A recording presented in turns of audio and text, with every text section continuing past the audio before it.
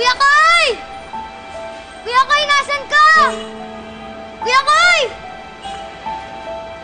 Kuya Koy, nasan ka? Kuya Koy! Kuya Koy! Anong ginagawa mo dito? Delikado dito. Pumasok ko muna sa loob. Tulungan ng kaibigan ko. Baka mapahamak siya. Nawat niya po kasi yung babae kanina. May baril. Yung ba'y dahilan ng putukan? Sino kaibigan mo niya? Hindi ko po alam yung pangalan niya. Hindi po kasi siya nagsasalita masyado.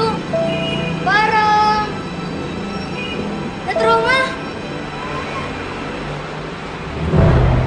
Hindi kaya sa frame yun? Sige, tatawag ako ng pulis. Hindi na pumasok muna sa loob. Delikado. Baka magkaputukan. Sige na, sige na.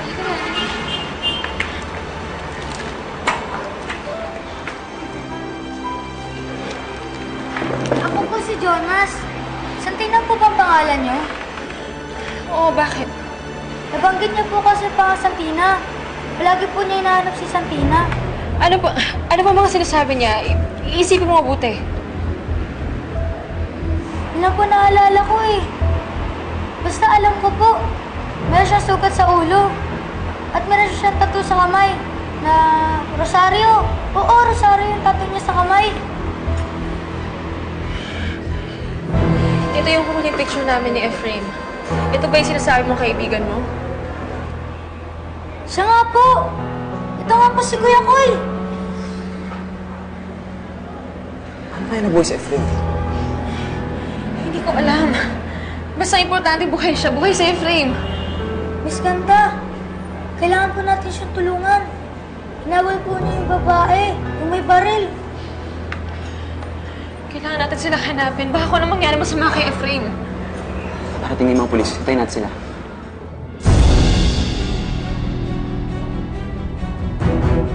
Inalertuhan na namin ang lahat ng mga pulis sa Metro Manila. Naglagay na rin kami ng mga checkpoint para hindi makalayo yung suspect. Kaya magdala, hindi namin pabayaan ang kaibigan ninyo. Maraming salamat po. Excuse me po, sir.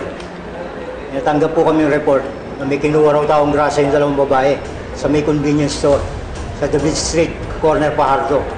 Tara, punta natin. Hindi kaya si Angelo tsaka si Efraim yun? Sir, sasama kami. Baka si Efraim yung nakita nag-report. Tara, tara.